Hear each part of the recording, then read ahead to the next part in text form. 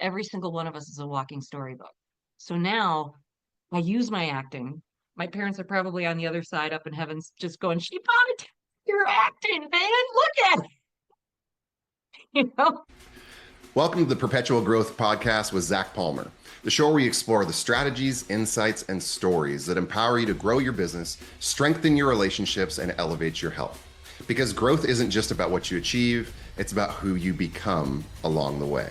Now, today I'm thrilled to welcome Melissa Reaves. Melissa is the founder and CEO of StoryFruition, which helps founders, CEOs, and organizations to develop their public speaking and storytelling skills to enhance their leadership. Whether you're preparing for a keynote, investor pitch, gala fundraiser, or rallying your team around new initiatives, Melissa's mind-moving method will ensure that you captivate the audience, all while delivering a clear message that drives business results. So let's dive in and take another step on your journey toward perpetual growth. Melissa, welcome. I am very excited to have you here today. Well, I am too. So thank you so much, Zach. And hello, listening audience. Let's have some fun. Let's do this. It's fun too, because I think this is the first time that I realized as a component of my introduction, I talk about the power of stories. And now I have a storyteller right here with me. So, and I love the power of story. I think it's one of the most integral components to an effective framework for any kind of conversational delivery, whether it's marketing or sales or from the stage or speaking, communicating with your entire company team wide, or just the small leadership team, or even like we were talking about before the call, one-to-one in relationships. So before we get into the art of storytelling, Melissa, if you would, I would love if you would share with the audience just a little bit about your story history. You know, where did you start in business? What were some of the major turning points, be it the life events, the challenges, the successes, the failures, tipping points, whatever the things were that took you from where you were to where you are today and the successes you're now experiencing?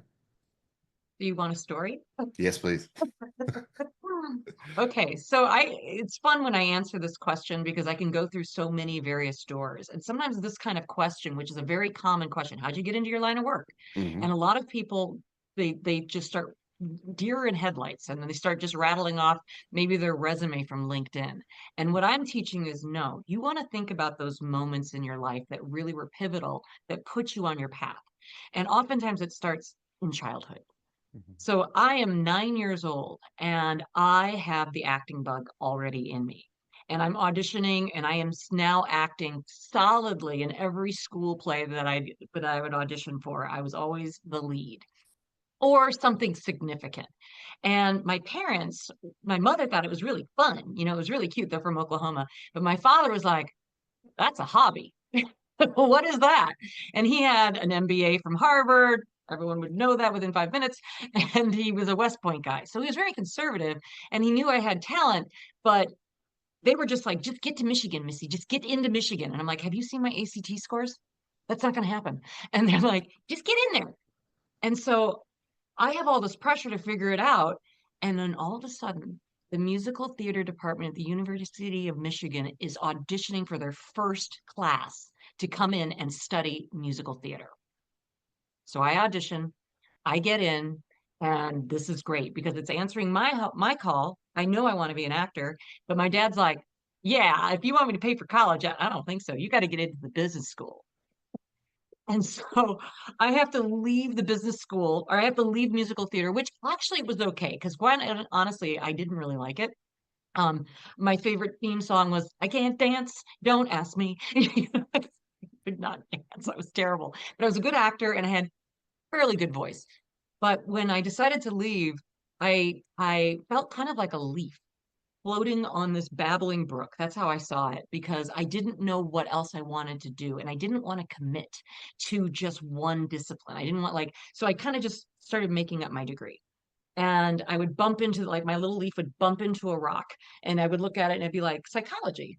Oh, that sounds interesting. Let me check that out. And then I'd bump into another one and be like, kidding, let me check that out. And then it bumped into a big rock and it was called journalism. And I started to learn how much I love journalism, but I always kept acting underneath me. And it turned out to be like the universe, I guess, was guiding me on what was going to be right for me, and I allowed it to happen. So then when I graduated, now I'm like, what am I going to be? I mean, I have a Bachelor of General Studies, and my boyfriend at the time said, what's that stand for? Big grand And I'm like, no, it stands for boyfriend gone soon. That's what that stands for. But I went into the world, and it ended up being that I went into sales, and I was always really good at it. And a good salesperson knows how to tell vision stories. We get you to understand, like, seeing your ad with our audience, and then I moved into startups, and you had to be really good at vision stories. And so I was always able to get the audience that I was selling to see it, to feel it, and to want to join us. I was always like one of the top salespeople. I went as high up as Oracle. So for my father, he was thrilled. I had a real job, right? I was making the money.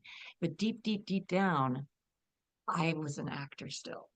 Okay. Hmm. And so I rode the course of being in technical sales, and I was the only woman oftentimes in the room. And I loved it until I didn't. And then finally I burned out, and I actually got fired. I got fired from a job that I absolutely hated. So the universe gave me this pink slip that I needed. And I had to, I think when you go through something big like that, you are forced to go within and really analyze. And at that point in time, I was 53 years old. And who's going to hire me? This is the chatterbox. Who's going to hire Hmm. me? I'm too old. I'm old enough to be all the hiring manager's mom, and I don't talk sports enough.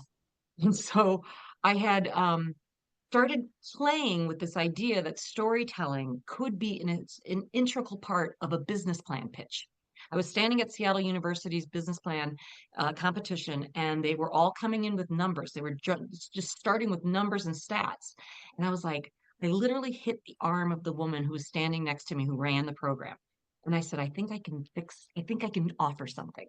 What if we had them tell a story about a person who is having the problem that they want to solve for?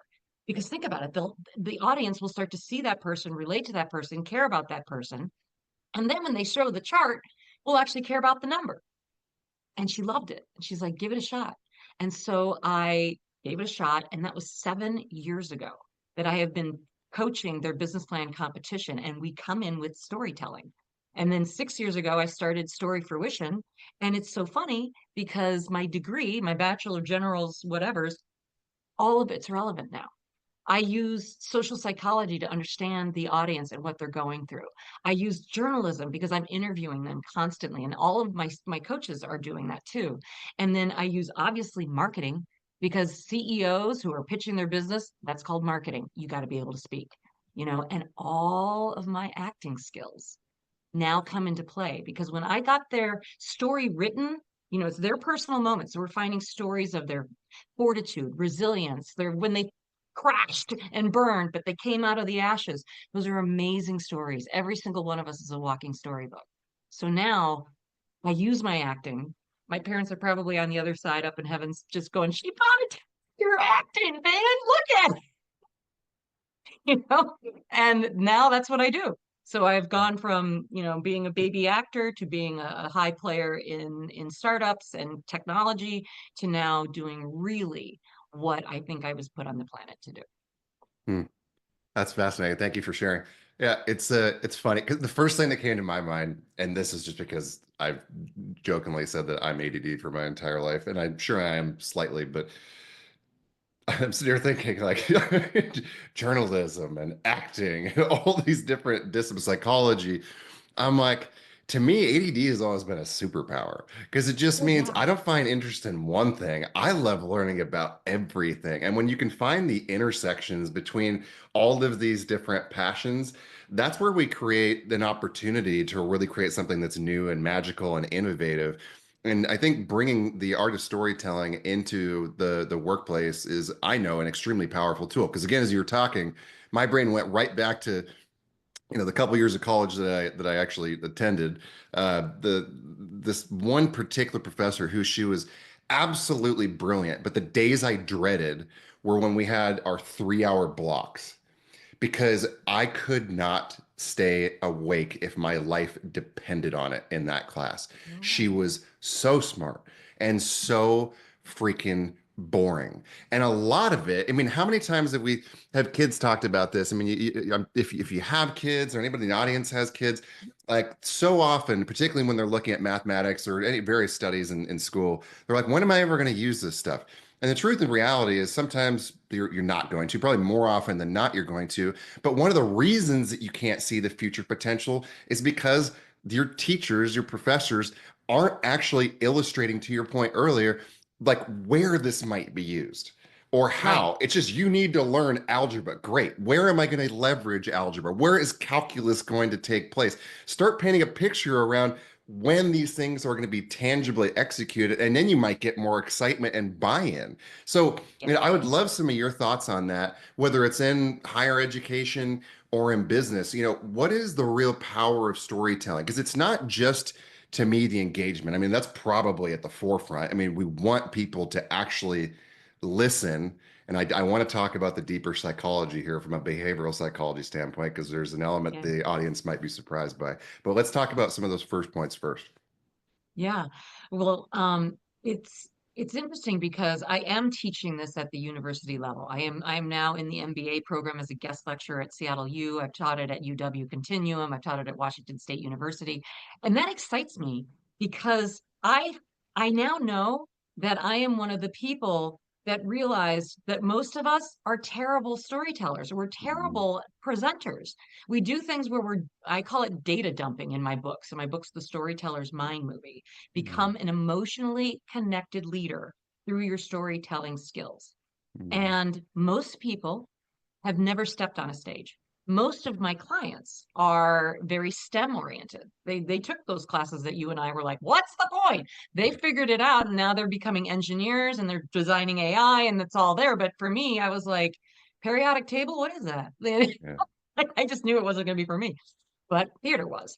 And so when looking at most presenters, the problem that I am seeing is that no one has been taught what are you really doing inside the mind of the audience. So an actor only cares about the audience. I mean, they care about their other actors, obviously, but they want the audience to come into the theater and escape their life, just be there, learn the story. And there's always going to be a human element to it. But why are we not doing that in Mhm. business? We're in the business world way more than we're in the theater, right? And so I believe that as a leader and even as a rising star or as an entrepreneur, you have got to be able to look at your life and say, when was I a rock star? Or when did I fail? Or when did I lose? And what did I learn from it? And be able to tell that story so vividly that the audience feels like a fly on the wall. They feel like they're there with you right now when it's happening. And so those applications come in the form of vision stories, um, customer success stories, partnership stories. It's constant.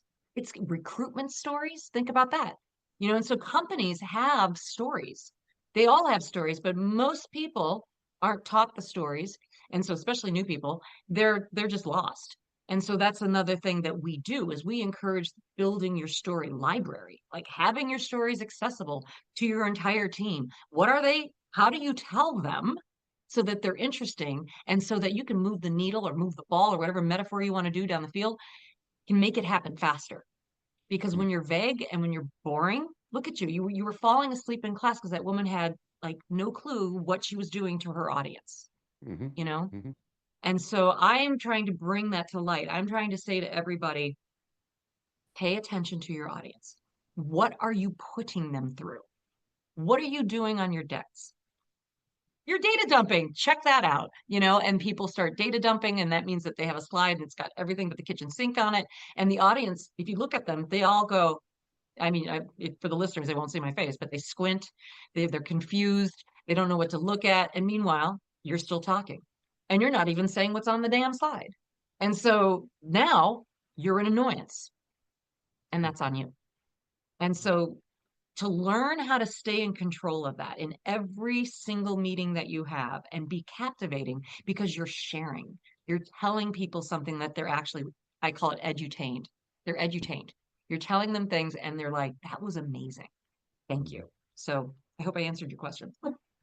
No, you did. I mean, for a moment, it actually took me to in a biblical context, but I was just started thinking about Jesus. I was watching The Chosen recently, and not to get into religion or anything along those lines, but the main point was anytime anyone one of his disciples would ask him a question, he would always answer with, "I have a story about that," but there's a purpose behind it. And I think one of the critical faculties that people need to really understand is that anytime you tell a story, when it's Mhm. told effectively, you effectively put somebody into a trance.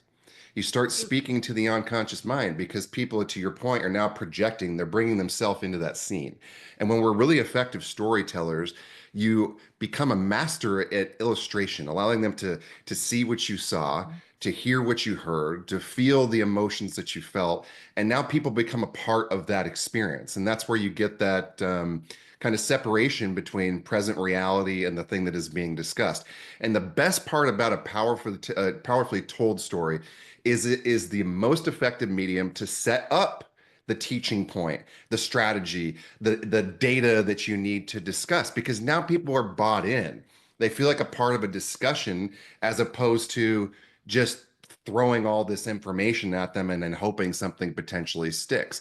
It warms people up so they become more receptive to the information. And I think that is something that is so, so powerful. And I love that you speak to. Now, I have to imagine there are frameworks. And I love another thing that you said. You talked about creating a story library. And this is something that I found myself doing a lot of on stage because the more I started teaching different subjects, I wanted to be able to pre-frame those teaching points with different stories from my past. And sometimes it's anecdotes, sometimes it's metaphors. In most cases, it Yeah. was literal, bringing them into that moment. Mhm. But some of the hard lessons I had to learn in the beginning were more what not to do. Yeah. And I think you alluded to this a little bit early on. It's like, well, I'll have you speak to it. I know one of the things for me that I saw a lot with people new to it was they try to tell the whole story, like the whole movie, not the scene, right? Like we want to take them into the moment, not The the whole moment. thing, Yeah. right? So, but what are some of the common challenges that you see people um I mean, I guess the things that they're struggling with, or from an execution or a tactical standpoint, that they need to be mindful of Yeah. so that they can become more effective early on. Awesome question. And I'm gonna tie back in something where you said it's almost like you hypnotize them, Hmm. because I start all of my workshops when I'm in an organization teaching like just personal storytelling. And then the next workshop's data storytelling, because they're two different things. But when you start with a story before you bring a chart forward, what you're doing is that we are literally putting pictures and images in the audience's mind. So you can see it, you can hear it, you can smell it, taste it, and touch it. I always try to get food into a story, because if I Mm, say, and while I was eating that salty popcorn, I couldn't believe what my father said. You're tasting salty popcorn right now, that's brilliant. and you're Mm, probably smelling butter. mhm, You know, you might even have gone into a movie theater for a second when I said it. You might have wanted to drink a Coke. All of that is happening instantly in the audience's mind, and you made that happen. Now, if I just say, well, my father sat me down and he wanted to talk to me, kind of bland. And the audience is like, okay, I'm not engaged. But as soon as I said, I'm holding something, I put an image in your hand, what I was doing is I am igniting neuroscience. I'm putting in oxytocin or possibly dopamine, depending on what that story pace and vibration is going to be about. But when you get hypnotic, is because they're in their imaginations. And that's why it's the storyteller's mind movie. And so mhm. you were right that even if you just did a metaphor, like if I said, let's talk about the elephant in the room. What color's your elephant? Right, exactly. Did you see a giraffe? No. You did now. Yeah, You did exactly. now. So Yeah. that's what you're doing. You are the projector. You're the Hmm. projector, and the audience is receiving and they're creating. Now, the other things that I was doing, and this is to answer the challenge, is that most people are super vague. Okay, they're vague. They make you work too hard as the audience. And so, for instance, when I was telling my opening story, one of my mind movies that I did was I made myself a leaf floating on a babbling brook. And then I would hit a rock. And then I said, that was marketing. And so I had you with that image. Did you see it? Mm-hmm. Could you feel the water? Mm-hmm. Was it cold? Or was it warm? I was more lost in the There. sensation of movement, right? Mm-hmm. Movement, yeah. But Mm-hmm. the thing is I, as the speaker, I don't really care what's happening. I just care that something's happening. Mm-hmm. Right? That's what I want to do. And that's what's the difference between an engaging, edutaining storyteller who's presenting than most people who haven't been trained to think this way. So Mm-hmm. in the neuroscience side of it, when we start with a number, that's the neocortex part of our brain. And it's not emotional at all. It just analyzes, it reasons, it says this is logical, that makes sense. But that's not what everyone makes a decision on. We don't just logically make a decision, especially in business. But Mm-hmm.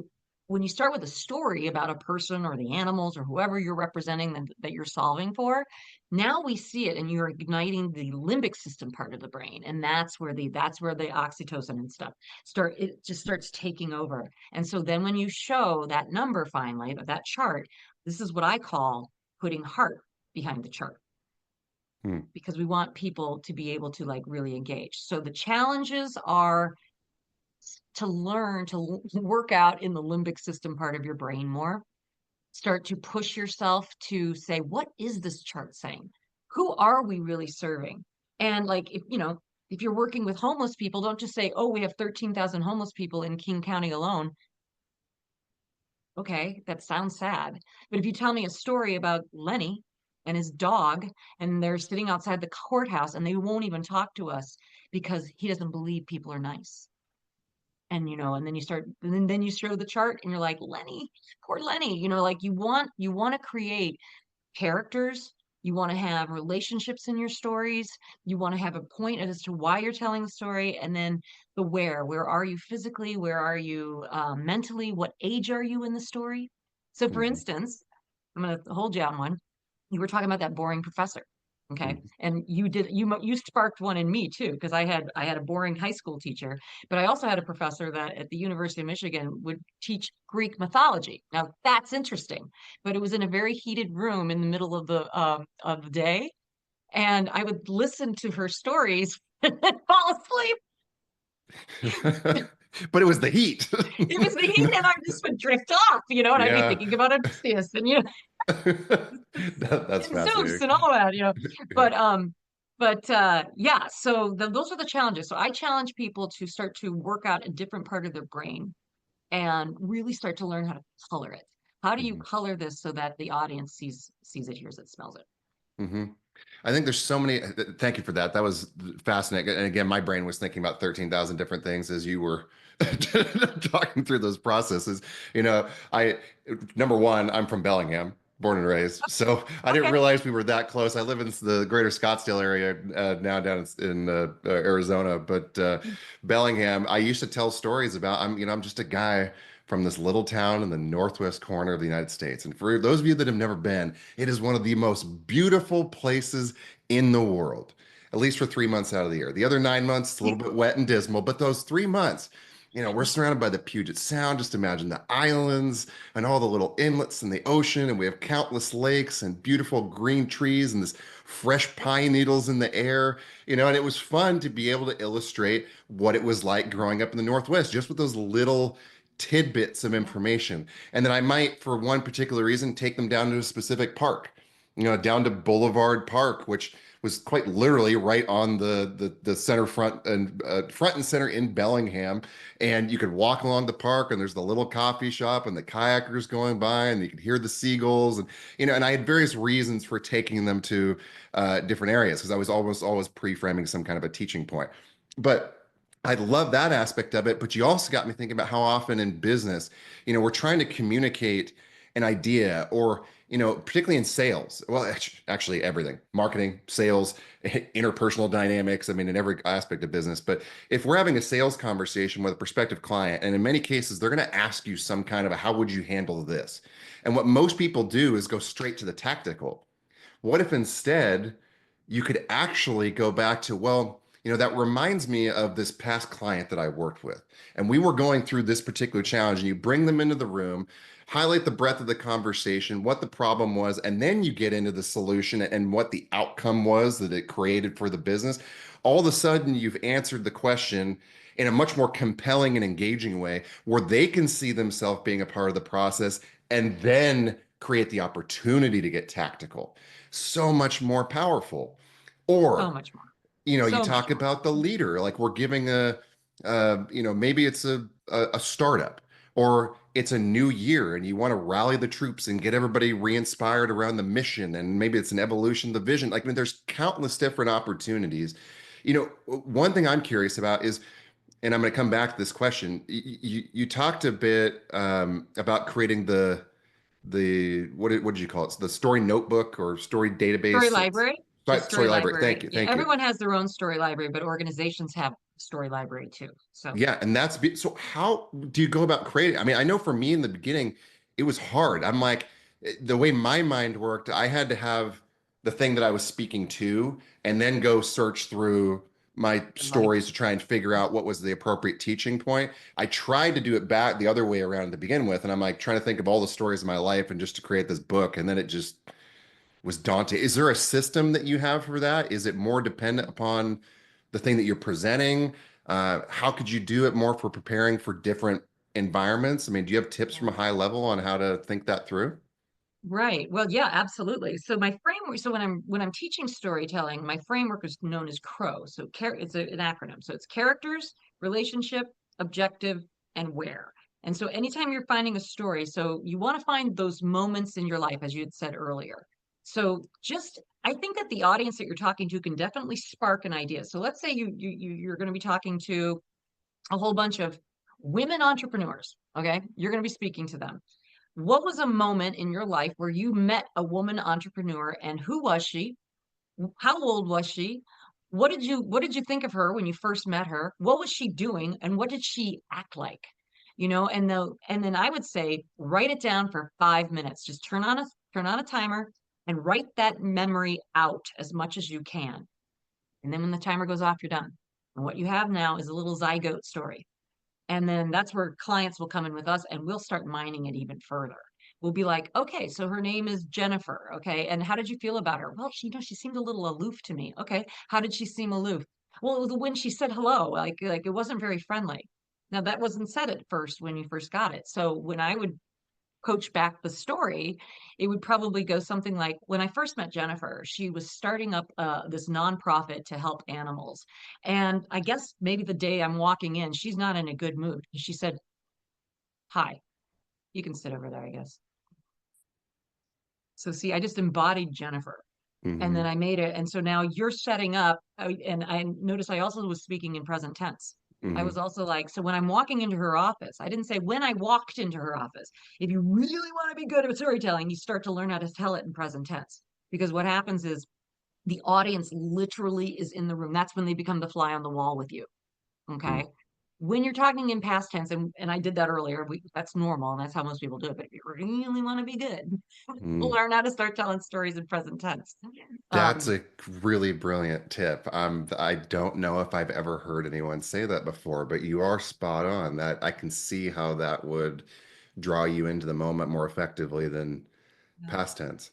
Huh. Yeah. And also learning, like, so in my book, it's a chapter, and in the book I teach, how do you advance your story and how do you expand upon it? So every story, you as the speaker are moving in and out of being narrator.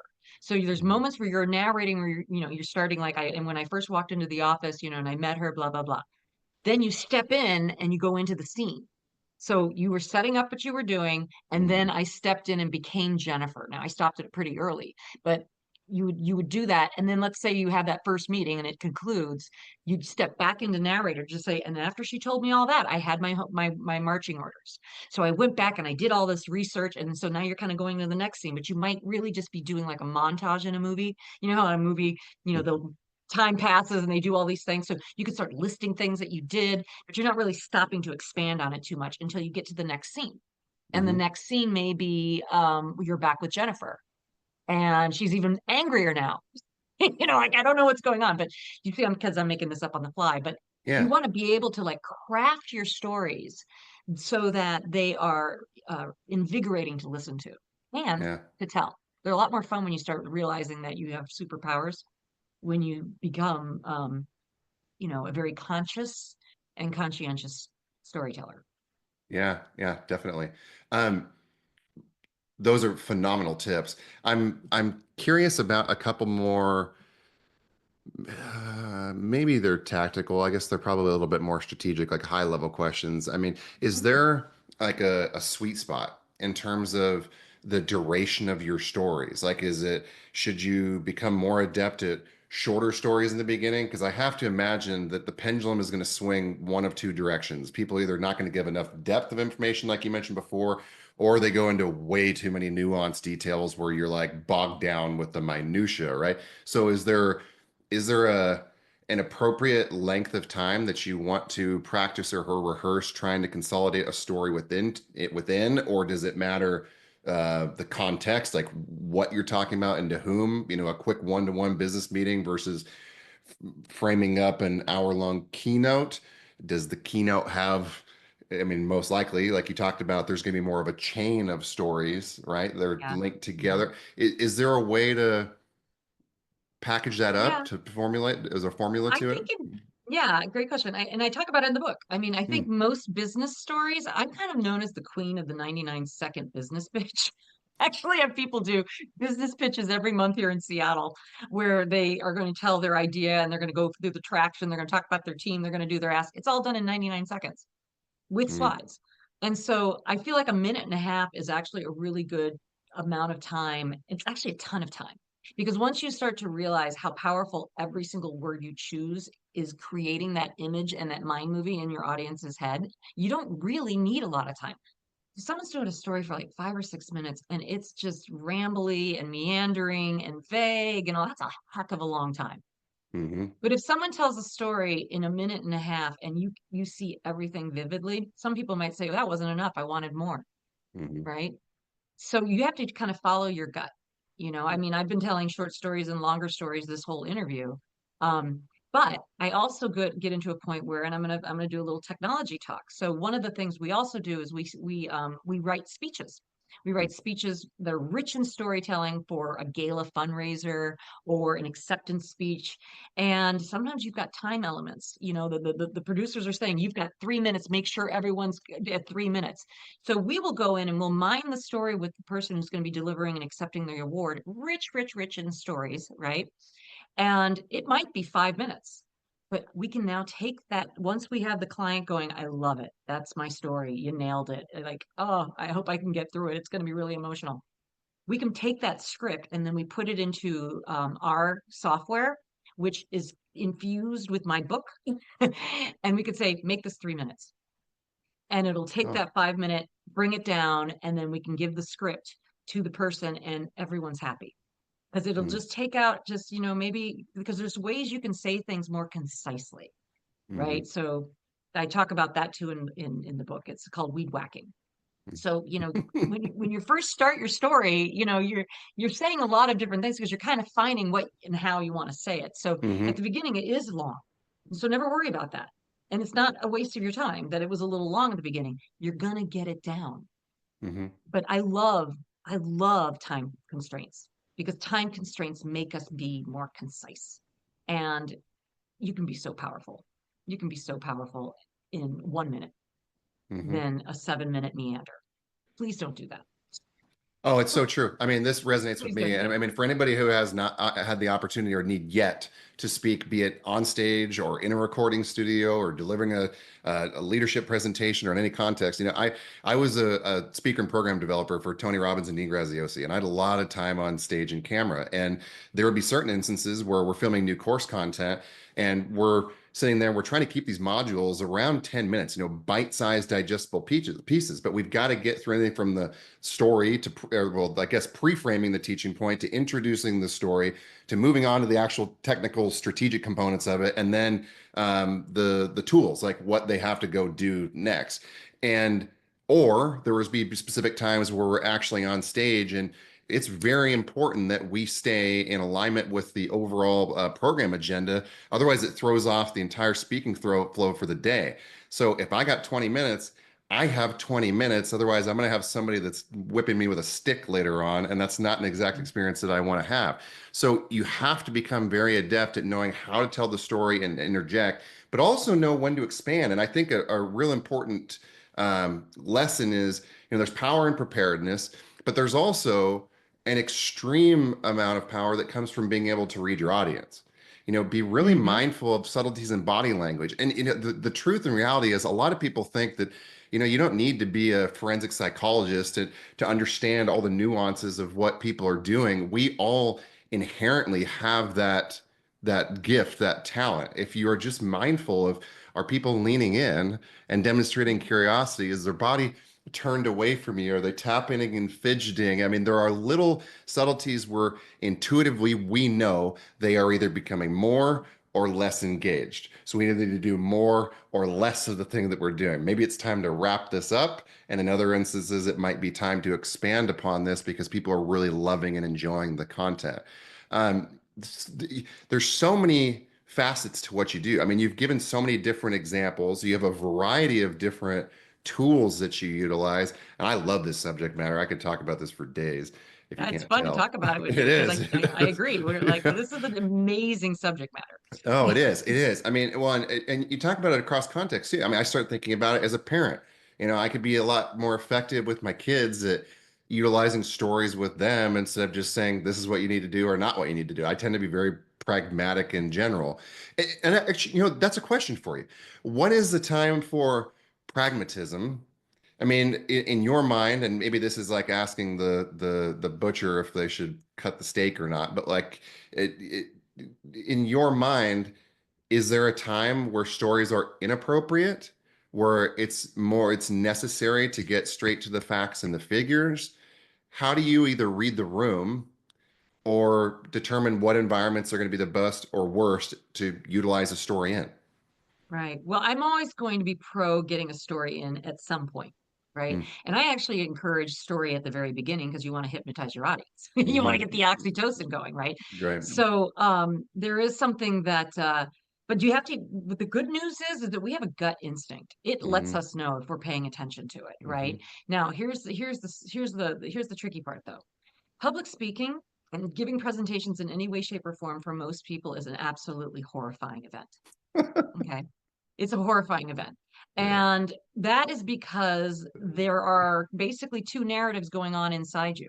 There's Hmm. the one that's the chatterbox and it's obnoxious, and it's not zeroing in on the energy of the room. It's only zeroing in on the energy of your ego. And you're worried about, there's your fly down and you have stuff in your teeth and everyone's going to hate you. And then they're stupid. And you're just saying horrible things to yourself. We all do this all day long, your self-narrative. And then there's the coach. There's that voice that's like, you earned this spot. This is your subject matter. You get out there, girl, get on that stage and you feel that audience. I always believe in I always have my speakers go into the theater or wherever they're going to be and connect with that audience energy so that you can feel like you're already adhered to it. And that's quantum stuff, right? Like you Hmm. want to do that. When we do Hmm. improv shows, we always are warming the audience up first. And some of our MCs warm them up so brilliantly, and it's amazing to see how that show will go. Hmm. It's just amazing. It's very magical. Hmm. So I do believe in paying attention to your self narrative at any point in time. And then listening to your gut, but have some sort of story. Just have something ready. Now, before I finish, is that I believe the reason why you want to do it at the beginning is that it's hypnotic. But here's something that normally happens. Someone will say, hey, okay, so please welcome Melissa Reaves. She's up on the stage. And then the audience is ready to meet Melissa Reaves. And I come up there and there's this tension. There's like this little undiscussed tension. And the audience is kind of like, okay, we've heard all about her. She's going to be great. And then I have two choices. Hey, everyone, it's so great to be here. Yeah, I really thank you so much. It's empty calories where I have that moment and I could say, thank you.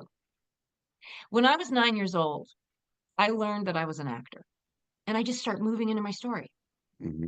The audience is like kind of taken back by it. They're like, whoa, she's just getting right into it. And then I have them. Hmm. Okay. I have them. I have taken the energy. I've welcomed the energy. I own the energy. And I'm going to take that energy and bring my audience on that ride. That regular start that most people do is diffusing that energy. It's wilting it. Mhm. It's wilting it. And so everyone thinks, well, they only have 15 seconds to make an impression. And the answer is yes, that's it. Mhm. So do you want to answer it with a bunch of empty calories, or do you want to serve up the most healthy, delicious meal in the world and it's the story you're going to tell? Mm. That's also powerful and insightful. And there's a couple of key takeaways here, or actually several. Um, One, there's never a time not to tell a story.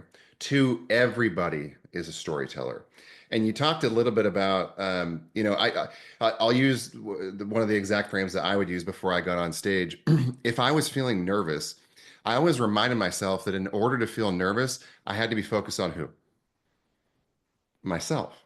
And if I'm focused on myself, who am I not focused on? The audience. And if I'm there to serve the audience, but I'm focused on myself, then I'm focused on the wrong person. So the quickest way to eliminate your nerves is to realize that the only way to feel nervous is to be thinking about you. And if you're thinking about you, you're thinking about performing. And if you're thinking about performing, you're not present. You're not showing up. You're not there to deliver value and help transform somebody's life. So by simply reminding myself, I'm here to serve these people and provide them with real value and to help create some kind of transformation in their life, that eliminated a lot of that discomfort, first of all. And, Gold star answer. it was huge. It was like that was a major, major epiphany because I used to get so nervous. And part of this was I was the kid that was mortified to not only speak on stage, but I mean, to speak in front of a classroom. I mean, and this is Mhm. through early college. I was like radioactive red, sweat pouring down my face. I mean, I would do anything to avoid having to deliver a presentation or anything.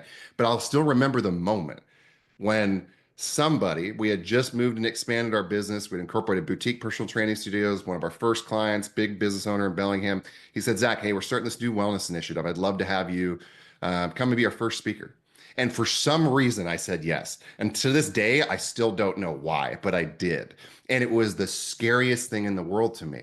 But the biggest transformation, aside from the shaking, aside from the radioactive red candy apple color that I was emanating for probably 45 minutes, aside from the cracking in my voice, what I remembered most was the look on people's faces when I got done, or the nods and the smiles and the agreements and the ahas as you're going through your presentation and people are starting to go, oh, and you're seeing them taking notes.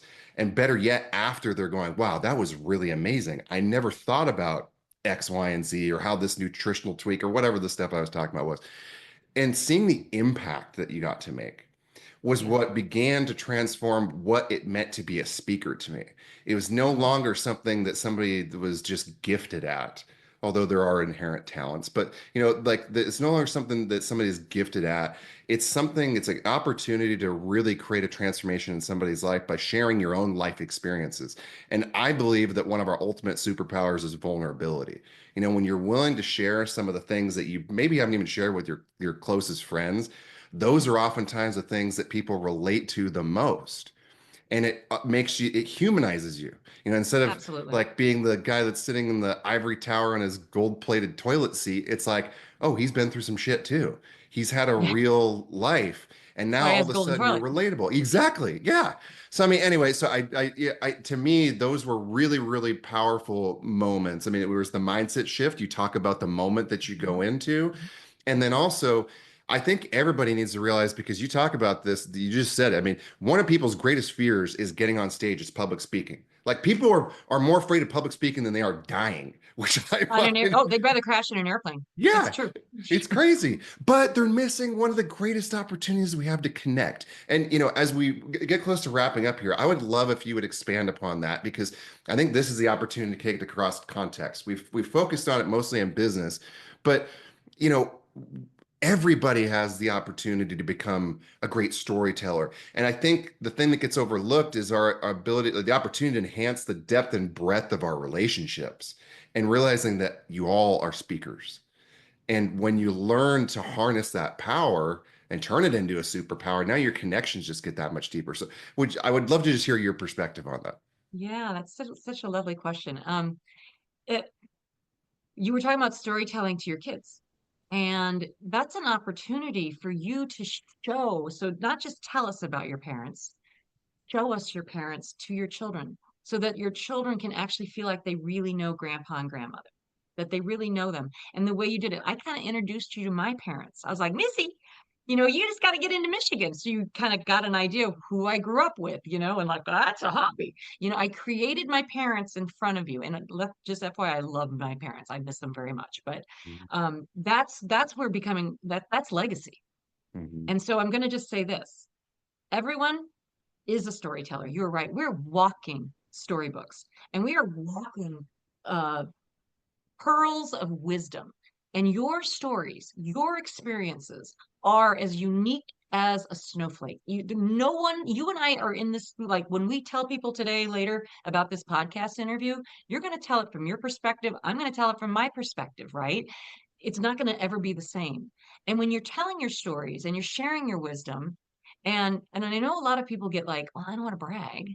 I don't, and a lot of women do this. A lot of women are like, I don't have any stories because I just let everyone else have their story. No, that's not true. You have stories of resilience, of wisdom, of fortitude, of out of the box thinking, of being a fool, of being punked. I mean, I've told a lot of very comedic stories out on the radio land. And they were incredibly embarrassing, but they taught me how I once was very naive, Mhm. but in my story that I tell, I busted an entire psychic family. But I had to have it happen. So if you ever want to hear that story, I got that one for you. But it's okay. And I'll be honest, I was terrified to tell that story. It was so embarrassing. It was so embarrassing. But then once I realized, okay, Melissa, you're a storyteller, you got to be vulnerable.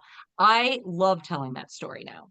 I Mhm. love telling that story because I was the bumbling idiot at the beginning, desperate for her boyfriend to come back to her. So I go to a psychic, and the psychic does their little not so cool things. And I have to get my money back. It was an incredible story of transformation. It was a story of me starting off really naive and then Mhm. waking up a lot, right? Those are stories. Anytime you changed because of something, that is your story. The aha, little light bulb went on, and you went, oh my God, now I get it. And so when you're telling your stories, I talked about the O for character relationship objective, which is the O.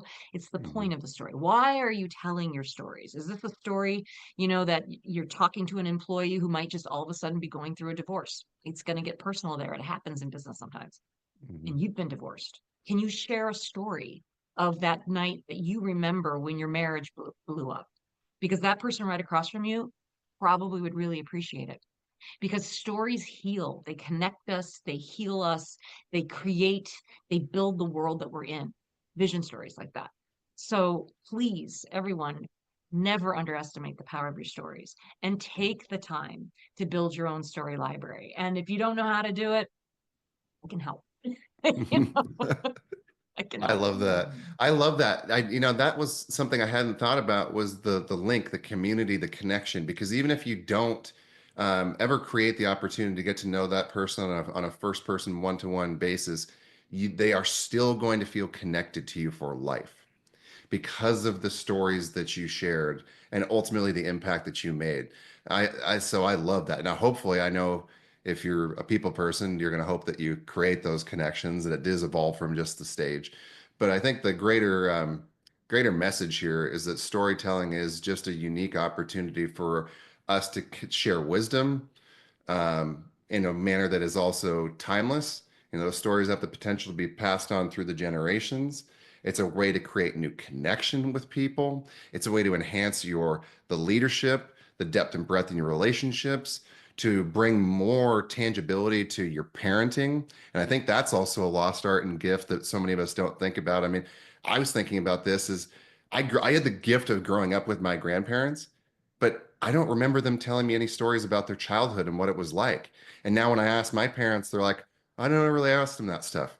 So I mean, now I'm asking my parents all the questions I want to know. Right. So sorry, not to Right. get too far Build off in the build your weeds, but familia yeah, yeah. story library. Mhm. Absolutely. Because when we go, that's all we have left. Yes, yes. That's all we Uh, have left. And some uh, cultures are better storytellers than others, mhm. and but it's on us, and it's there. And here's the other good news is that we have all day, every day to practice storytelling. or to Yeah. practice mind movie making. Just Hmm. saying something like if someone says, what'd you have for breakfast today? Don't just say cereal. Just say, I was really starving when I woke up. And you can just start really painting the picture just to practice working out in that limbic system part of your brain. And you get better and you get better and you get better. I love that So, too. Yeah, mhm. practice with the little stuff. Make it easy, but have fun with it. That's a great tip. And it Well, gives to the our like the elephant in the room. The elephant in the room was a yeah. mind movie, right? Yeah. The elephant in the room, 5 words. Yeah, well, and it's great too because it's such a great point. I mean, people have to realize that if as soon as you say something, I don't want you to think about a pink elephant. The first thing that your brain does is thinks about a pink elephant. Completely. It can't hear the negative. So if you want people to focus on something, just tell them what you want them to focus on, and it's immediately going to create an image in their mind. So that's fantastic. Well, um, thank you to our listeners for spending so much time with us today on the Perpetual Growth Podcast. Big shout out to Melissa Reaves. You brought Mm. so much value to today's conversation. Melissa, where can our listeners connect with you or learn more about how they could potentially work with you? Or, you mentioned you have a book. You've got a lot of different tools and resources, and I want to make sure that our listeners have access to any one and all of them. So feel free to share a handful of things here if you'd like. Hey, thank you. And I've thoroughly enjoyed our time together. You're a great interviewer. Seriously, it was really fun. Thank you. So thank you. Okay, so the few ways that you can reach me. One, I'm sure people are going to Google now. So it's Reaves, like leaves, but I would do Melissa Reaves Storyteller. That's going to come up on Google. I'm working on my search, but just do that because there's also a Melissa Reaves singer. That's not me. So there's that. But Story Fruition is my company. So www, storyfruition.com. And that will take you to the site and you can reach out to me. There's also Melissa at storyfruition.com if you're wanting to talk about, like, I've got a keynote, I want to do a TEDx, we need to have a story library in our company, I've got an acceptance speech, like whatever it is that you're thinking you need, let's find out how we can serve you. But then also on my site, I created a lot of tools for the do-it-yourself learners out there. So yes, I have the book. You can get it on anywhere. You can get it on Amazon, you can get it on Barnes and Noble, wherever. The Audible book, though, just came out. And the Audible book's fun because it's me reading the book, but I'm an actor, so I'm reading it really well. But I have 16 executives telling stories. So you're not going to just hear me. It's for Audible listeners, but I do recommend the book with it Mm. because the book is it's like a not a textbook, but it's, you're learning, but then you'll hear it. So I think those two together are good. And then I also have an online video course where it's, self-learners again. It's basically taking the book, it's me, and we try to make it edutaining, and it's like 10 videos, and I go over things like time travel, advance and expand. How do you create the character in the person's mind? Let's talk about dialogue. These are the things that I teach.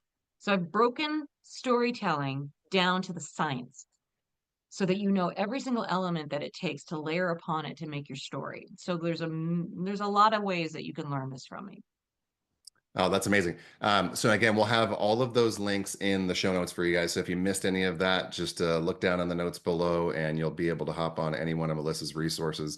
Again, the company name is Story Fruition. Make sure you check out it's the Mind Movie The name of the Storyteller's Mind movie is my book. Storyteller's Mind Movie. Yeah. And if you guys are anything like me, I wholeheartedly believe in the power of immersion. And I love what Melissa said. Listen to the book and also take advantage of the tangibility of being able to see the book and leverage different exercises and then combine that with the course. I mean, I Right. bombard my subconscious as much as possible when I'm trying to immerse myself in any kind of new learning strategy or technique. And this is really one of those things where I don't think you can get enough information and you can really put all of those different contextual resources together, and that will be really powerful. So Yeah, if the this book is episode loaded with prompts too. It's loaded with prompts. So oh, like even to better. spark some stories in you. That's kind of hard to do with just the Audible. You know what I Oh mean? yeah, yeah.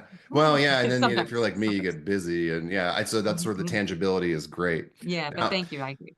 absolutely. If this episode sparks something for you, don't keep it to yourself. Be sure to share it, subscribe, and leave us a review, a 5-star review to help us reach even more people on their growth journey. And remember, growth doesn't happen by chance, it happens by choice. We'll see you next time.